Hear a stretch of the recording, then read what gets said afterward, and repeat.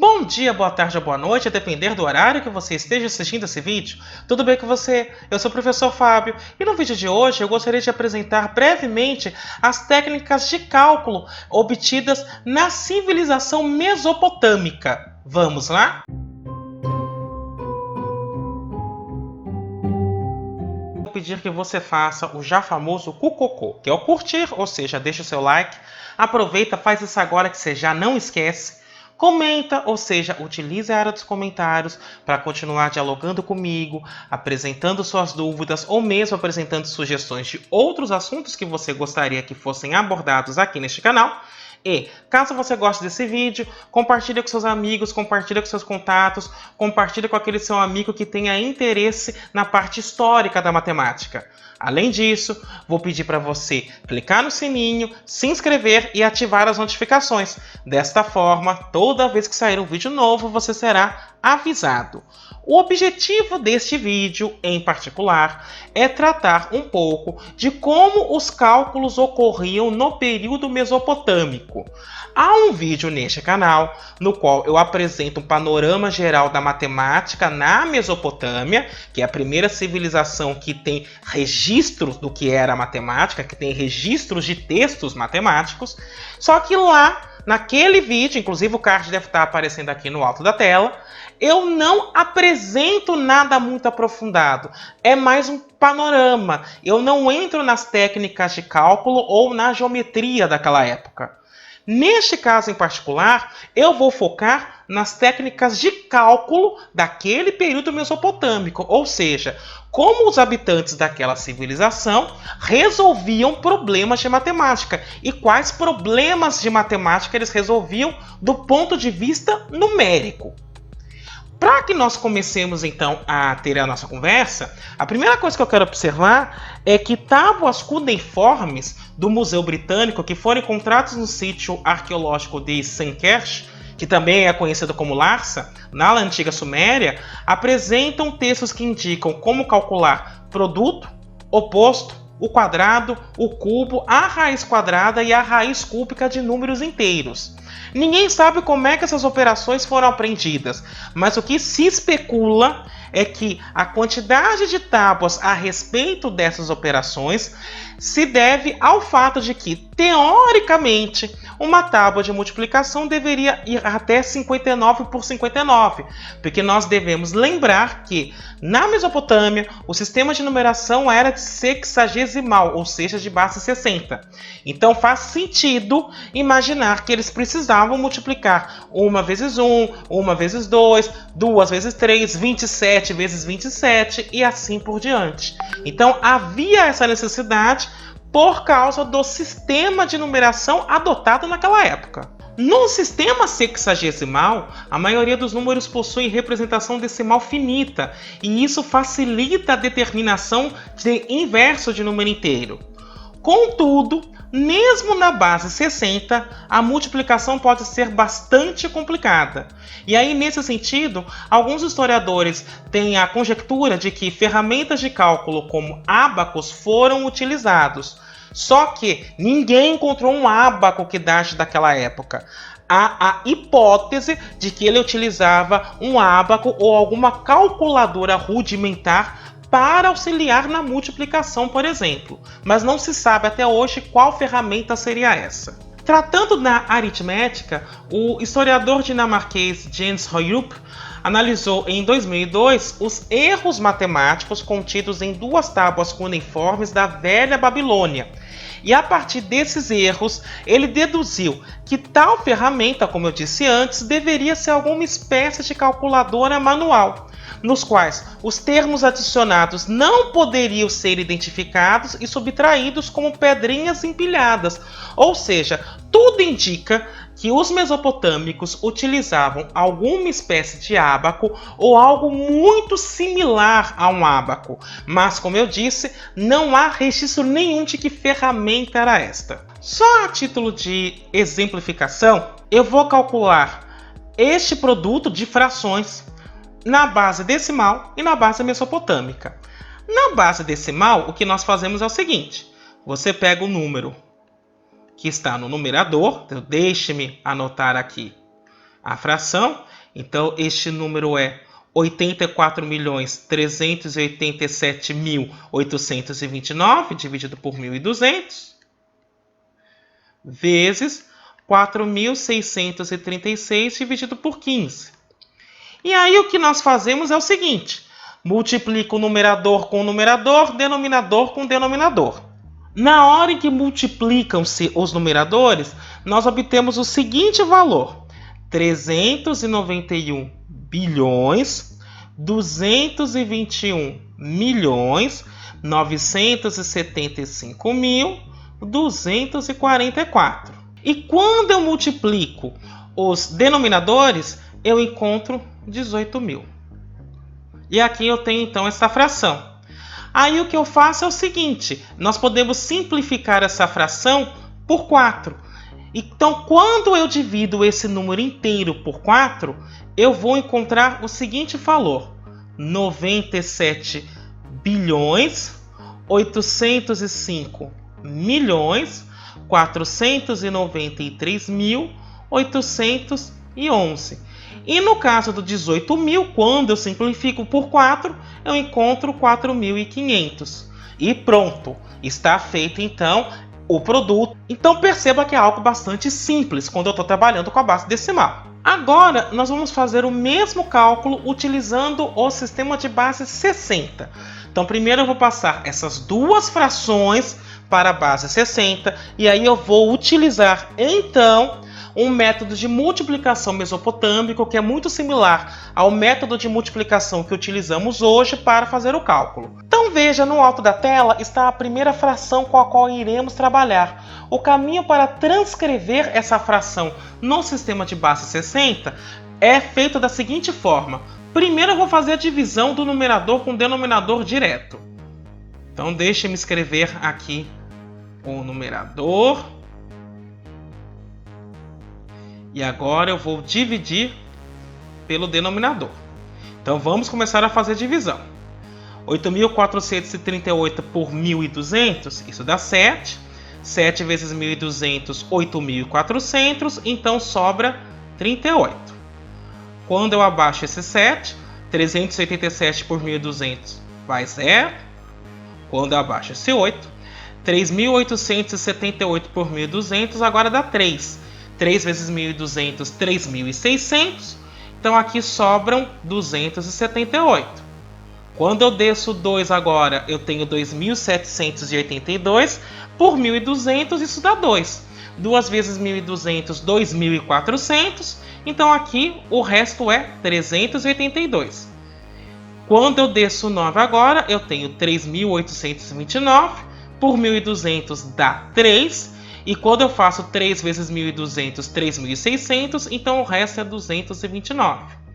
Portanto, esta primeira fração que está aqui, ela pode ser escrita da seguinte forma: 70.323 vezes uma fração, 229 por 1.200. Quando eu falo vezes, é porque aqui eu estou considerando a fração mista. Nesse sentido, eu já sei qual é a parte inteira deste número e qual é a parte decimal. Então agora eu vou trabalhar com elas de maneira separada e depois eu vou juntar para que nós tenhamos um número só. Então primeiro eu vou considerar a parte inteira. Quando eu estou trabalhando com a parte inteira, o que eu faço é dividir por 60 e aí eu vou considerar os restos até que não seja mais possível fazer essa divisão. Então, 70.323, primeiro eu vou dividir por 60, que é a base que eu considero. Então, aqui eu tenho 60 dividido por 60, 1, e aqui sobra 10. Desce o 3, 103 por 60 vai dar 1, e aqui sobra 43. Desce o 2, agora 432 por 60 dá 7, e aqui sobra 12. Desce o 3, 123 por 60 dá 2 e o resto então é 3. Então este é o número que estaria na primeira posição quando eu considero a parte inteira deste número. Agora o que eu farei é o seguinte: vou pegar este número, ou seja, este resultado, e vou dividir por 60 para ver o que acontece. Então, 1.172 dividido por 60, então eu tenho 117 por 60, 1, e sobra 57. Agora eu tenho 572 por 60, dá 9, e sobra 32. Então este seria o próximo número que estaria na segunda casa, e este é o número que está na terceira casa. Então vamos registrar isso. Desta forma, 70.323, só a parte inteira, ela pode ser escrita no sistema de base 60 como 19,32,3. Vamos agora olhar a fração. A fração era 229 por 1.200. Se para trabalhar com a parte inteira eu dividia, quando eu for trabalhar com a parte decimal eu multiplico. Então, nesse caso, eu vou multiplicar por 60 porque eu estou num sistema de base 60. Então, quando eu faço esse produto, 229 por 60, isso dá 13.740 dividido por 1.200. Já vou começar simplificando esses zeros e agora eu vou dividir 1.374 por 120 para obter uma fração mista. Então, 1.374 dividido por 120. Então, eu vou começar 137 por 121, sobra 17. 174 por 121, e aqui eu tenho sobrando 54. Então, esta fração na realidade é 11, 54, 120 avos. Então perceba, o primeiro número que estará na primeira casa fracionária é 11. Agora eu vou trabalhar com esta fração. 54 por 120. Novamente, eu vou multiplicar por 60. E aí perceba, cancela este 0 com este 0. Este 6 com 12 dá 2. E aí eu vou fazer 54 por 2, 27. Então, olha que interessante. A parte fracionária vai ser 11,27. Portanto, a primeira fração que eu estou considerando, vou escrevê-la agora, novamente. Quando eu passar esta primeira fração para o sistema sexagesimal, isto na realidade pode ser escrito assim. A parte inteira, 19, 32, 3, ponto e vírgula. Agora eu vou passar para a parte fracionária, 11,27. Agora eu vou repetir o mesmo procedimento com a segunda fração. Ela já está aí na tela, 4.636 por 15. Então, primeiro eu vou transformá-la numa fração mista para enxergar quem será a parte inteira e quem será a parte fracionária. Para isso eu faço a divisão. 4.636 por 15. Então, 46 por 15 dá 3 e sobra 1. Desço 3. 13 por 15, 0. Desço 6. 136 agora por 15 vai dar 8 e sobra 16. Então, esta fração na realidade é 308, 16 quinzeavos. Uma vez que eu enxerguei isso, então primeiro eu vou trabalhar com essa parte inteira e depois eu vou considerar a parte fracionária. Então vamos começar com a parte inteira. A parte inteira, para poder passar para um sistema de base 60, eu começo dividindo por 60. Então 308 dividido por 60. Então 308 por 60, 5. 5 vezes 60, 300. E aqui sobra 8. Então, o primeiro número que vai ocupar a primeira casa, agora escrevendo na base 60, é 8. E o segundo é 5. Portanto, 308, ele vai ficar 5,8. Agora eu vou trabalhar com a fração. 16 sobre 15. Como essa é a parte fracionária, ao invés de dividir por 60, eu vou multiplicar isso por 60. 16 vezes 60, 960, dividido por 15. Isso dá 64. Agora eu quero observar o seguinte: 64 é maior do que 60. Então significa que no sistema de base 60, isso aqui contempla um inteiro. Então isso vai ficar 60 mais 4. Portanto, esse 60, na realidade, ele é equivalente a 1 inteiro. Portanto, o 16 sobre 15 nada mais é do que 1, que seria 1 inteiro, que equivale a esse 60, ponto e vírgula 4, que é o restante, que então estaria na parte fracionária. Agora eu vou escrever este número, essa fração, e para isso basta somar este número mesopotâmico com este número mesopotâmico, ou seja, 4.636 por 15 vai ser 5,8 somado, aqui eu já estou escrevendo com uma notação que nós utilizamos atualmente só para que nós não nos percamos na ideia, 1,4. Perceba, isso aqui é unidade, isso aqui é unidade. Então isso é 5, 9,4.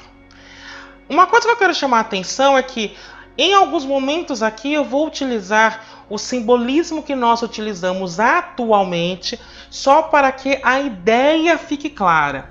Mas na prática, esse símbolo como sinal de adição, por exemplo, não era conhecido dos mesopotâmicos, embora eles tivessem a ideia de soma. Agora que eu observei os dois números, eu vou começar a multiplicá-los, utilizando o algoritmo que eles utilizavam, que é o mesmo que nós utilizamos na base decimal. Então, o primeiro número tinha dado 19, 32, 3. Aqui está a parte, então, que representa a parte fracionária. 11, 27. E aqui vai ficar 5, 9, novamente, vírgula embaixo de vírgula, era isso que a gente diria numa multiplicação comum, só que a vírgula para indicar que começa a parte fracionária para os mesopotâmicos é um ponto e vírgula, 4. E agora nós começamos então a fazer o cálculo. Então veja, vou começar a multiplicar. 4 vezes 27 dá 108. Então deixe-me fazer um quadrinho aqui do lado, só para observar algumas coisas.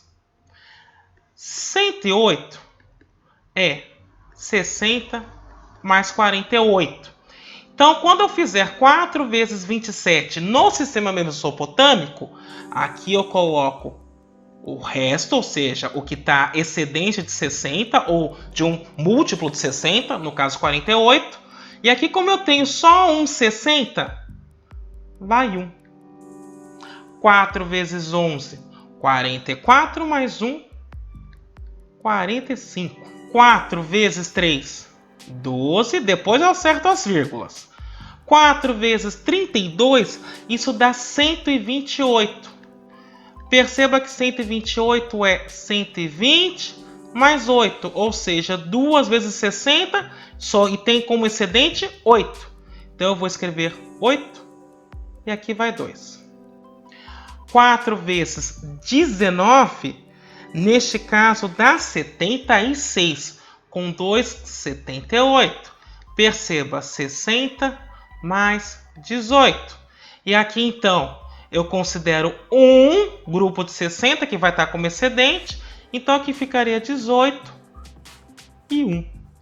Agora precisamos contar as vírgulas. Veja, é da mesma forma que no sistema decimal. Inclusive, este algoritmo de multiplicação é uma herança mesopotâmica também. Então, como é que a gente faz? Nós contamos quantas casas fracionárias nós temos. 1, 2, 3. 1, 2, 3. Então, aqui está o ponto e vírgula.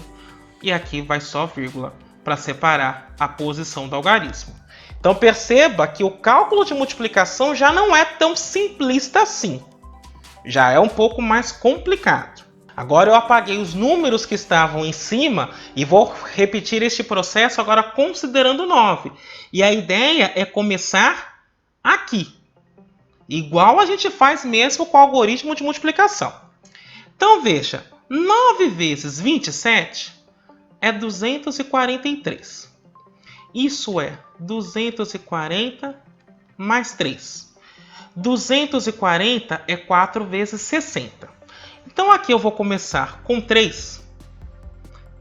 E aqui vai 4.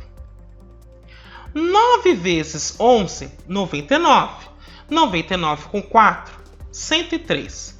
103 é 60 mais 3. Então, aqui eu escrevo 3. E aí, perceba, como é 1 vezes 60, aqui vai 1. 9 vezes 3, 27. Com 1, 28. 9 vezes 32, isso dá 288.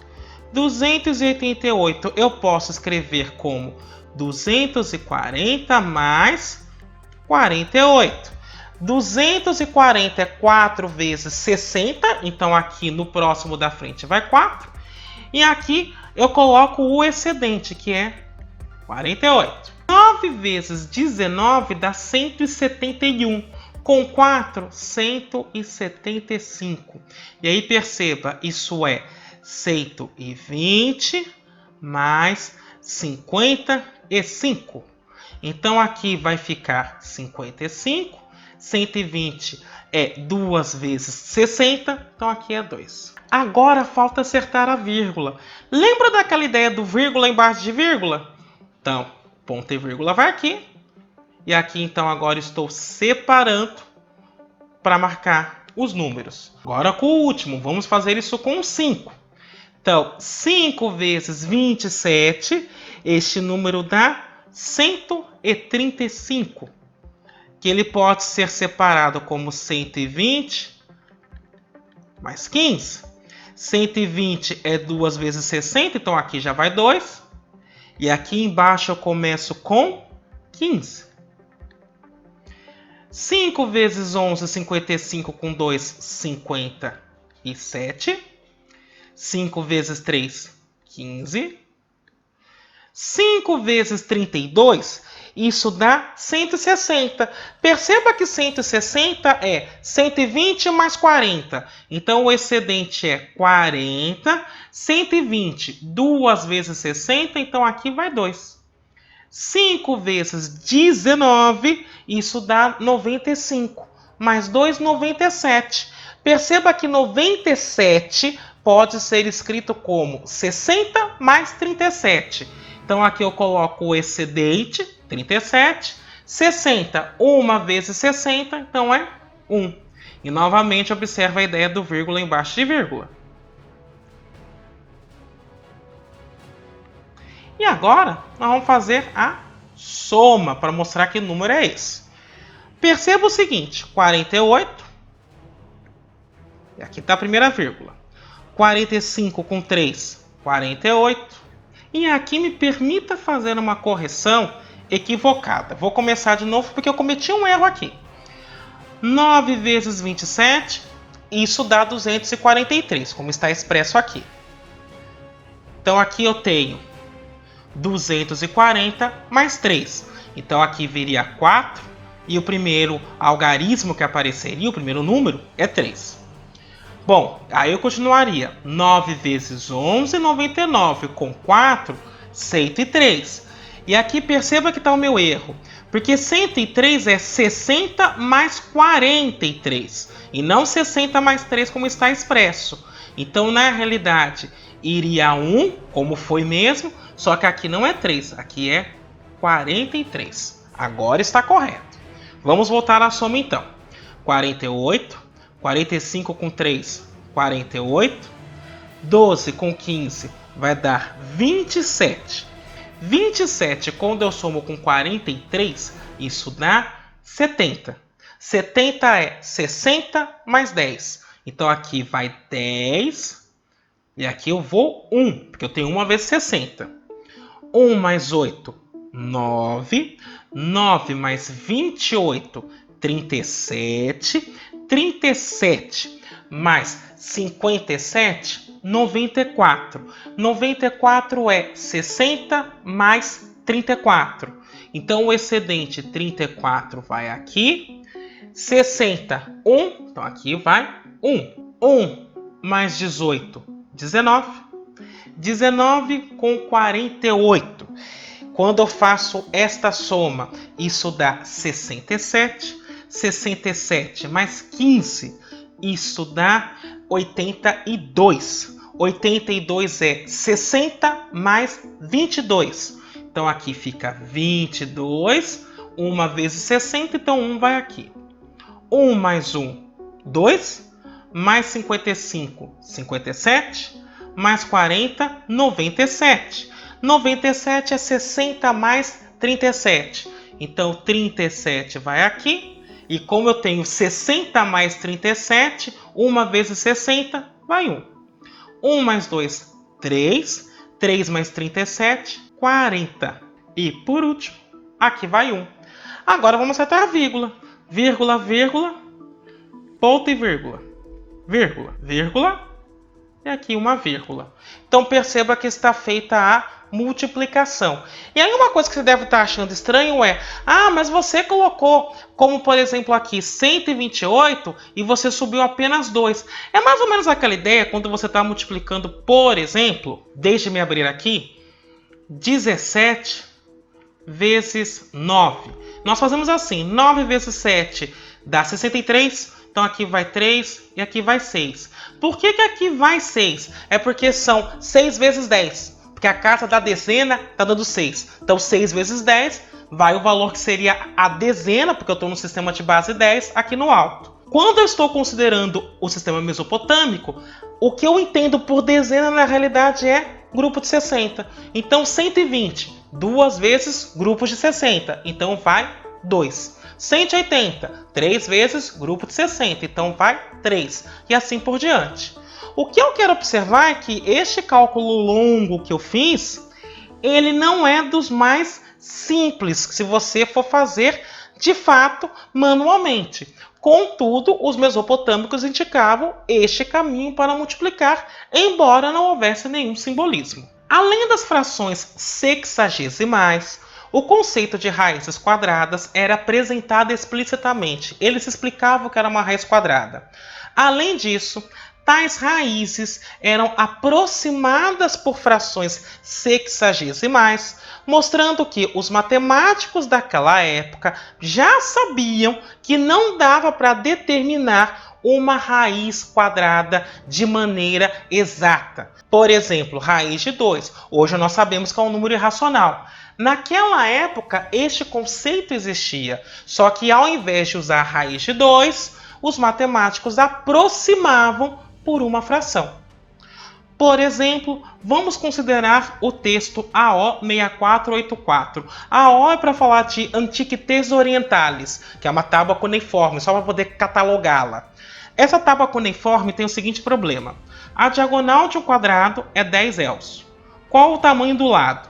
E aí ele apresenta a solução. Multiplique 10 por 0,4230, o resultado é 7,5. O que eu quero chamar a atenção é que este é um problema da diagonal de um quadrado. E o curioso é que, de alguma forma, quando você analisa os números que ele aponta, você percebe que o autor da tábua sabia que a razão entre o lado do quadrado e sua diagonal é aproximadamente 17 por 24, que quando eu aproximo no número decimal dá 0,7083.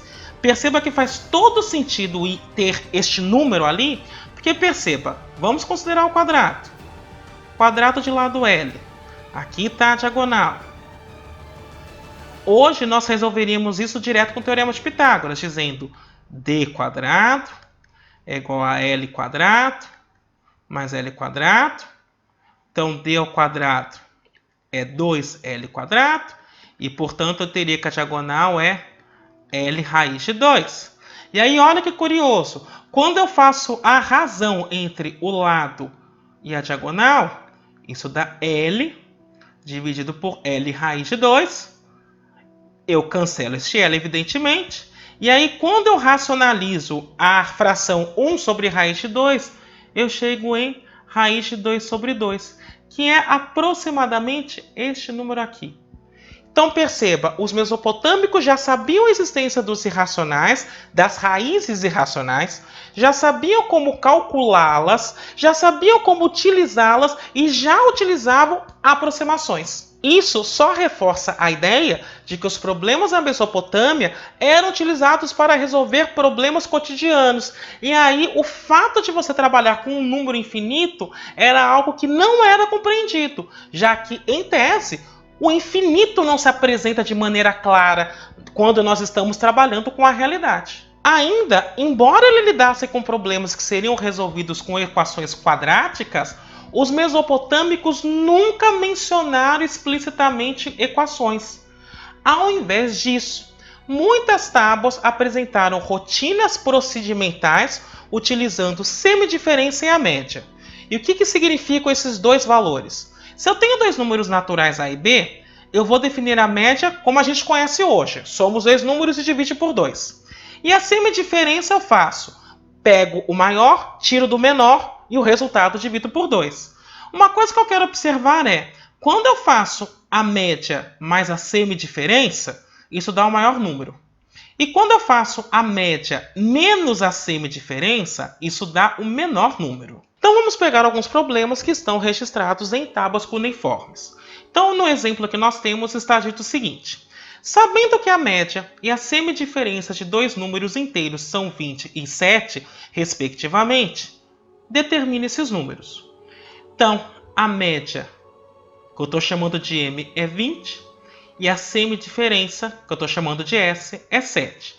O que nós observamos é o seguinte: quando eu faço a média mais a semidiferença, eu chego no número maior, que é 27.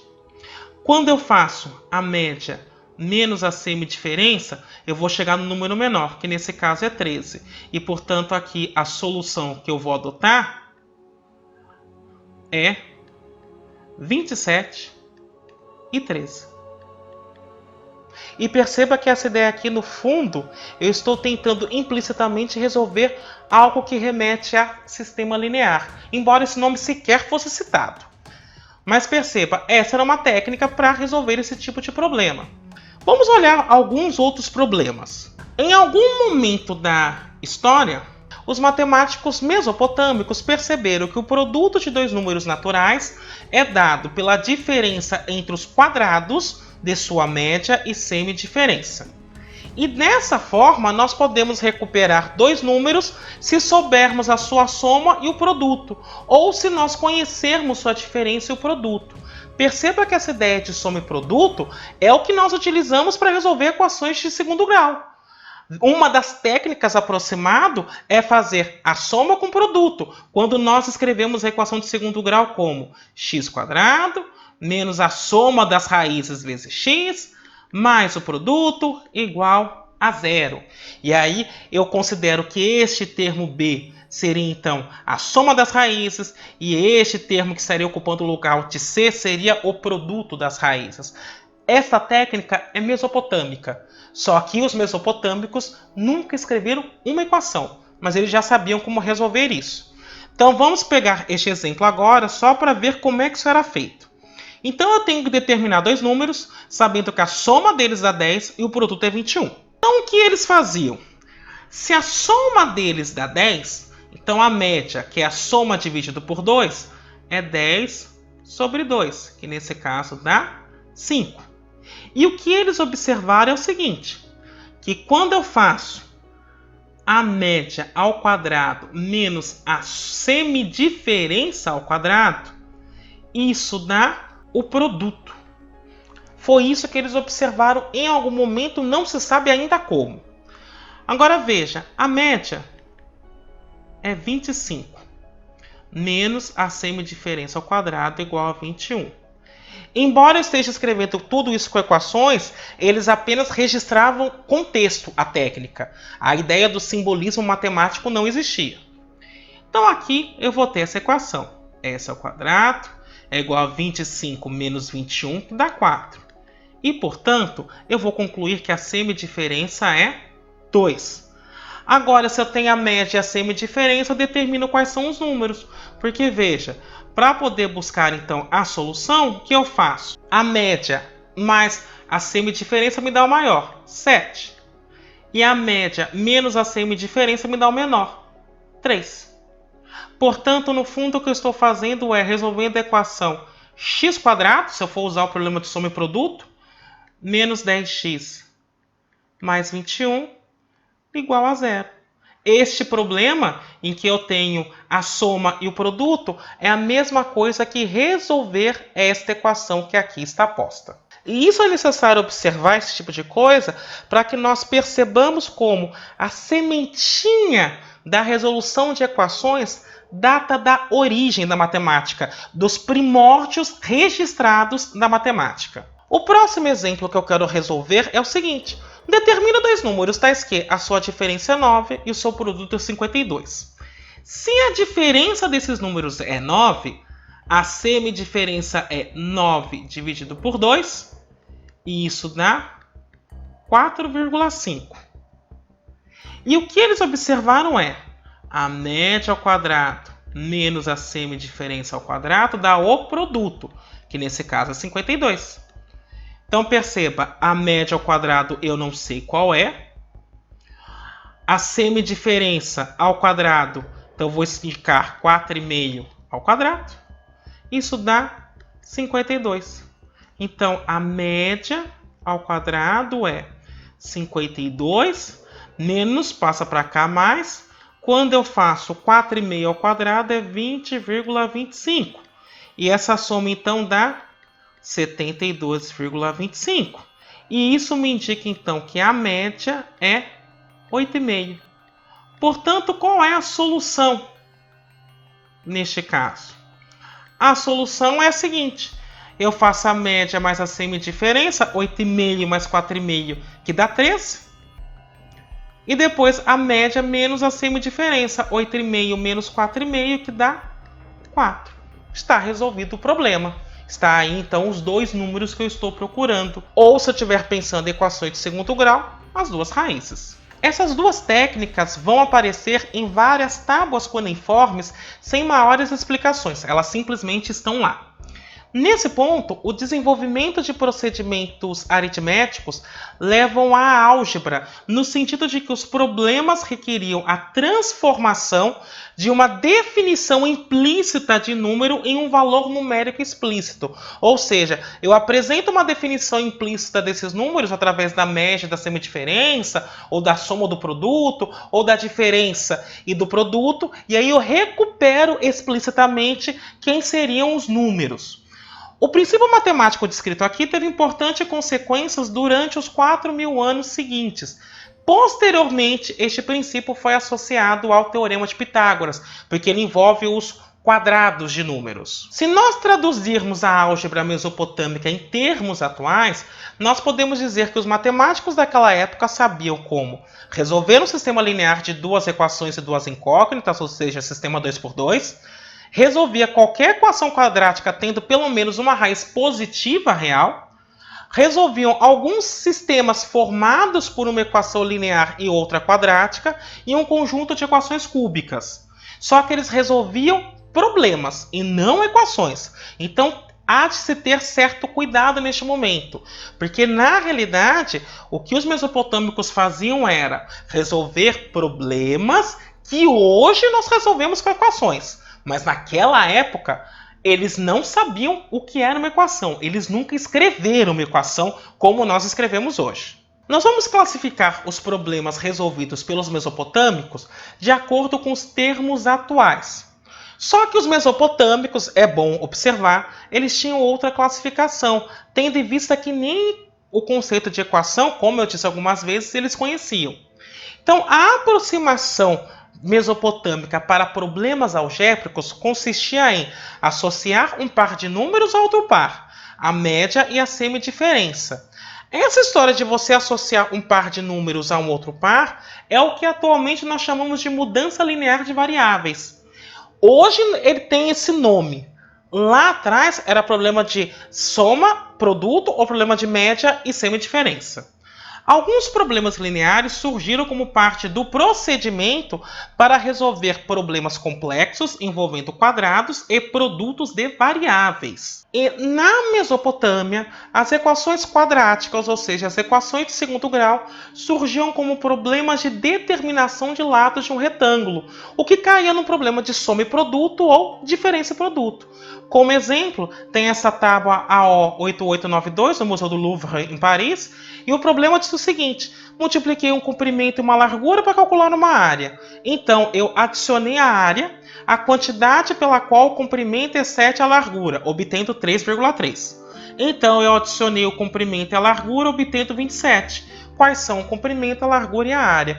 Perceba que no meio do caminho há um indício de que você está fazendo o produto do comprimento pela largura, ou seja, você tem o produto de dois números, e também você está indicando que em algum momento você somou esses dois números. Problema de soma e produto, hoje nós resolveríamos com uma equação de segundo grau. Eles resolviam com uma técnica específica, sem sequer conseguir escrever esse problema de maneira algébrica. Mas nem todo problema apresentado em tábuas cuneiformes era ininteligível. Por exemplo, eu tenho a seguinte questão: o produto que você toma duas vezes, deste você tira um. Você forma recíproco. Com o produto que você tomou, você multiplica a largura e encontrada. Se eu não tiver ideia do que eu estou fazendo, eu não consigo resolver esse problema. Porque perceba, o produto que você toma duas vezes, isso significa que eu peguei o produto de dois números e multipliquei por 2? Ou que eu fiz o produto vezes o produto e, portanto, estou considerando ao quadrado? Se eu não tiver mais detalhes da tábua que trata disso, eu não consigo resolver este problema. Então, alguns problemas que estão registrados daquela época têm essa característica. O problema está aí e você não consegue entender o que de fato está sendo feito. Além disso, algumas tábuas cuneiformes encontradas descrevem a soma do quadrado e do cubo de vários números inteiros. No presente, eu estou dizendo que algumas tábuas cuneiformes apresentavam a equação x ao cubo mais x quadrado igual a um número inteiro e mostrava a solução dessa equação. Além disso, algumas tábuas apontavam problemas envolvendo potenciação sem sistematizar um método para isso, ou seja, eles sabiam que era potenciação, mas eles não tinham um algoritmo para fazer a potenciação. Bem, era isso que eu gostaria de discutir com você hoje. Espero que tenha sido bastante proveitoso. Eu me despeço por aqui. Até a próxima!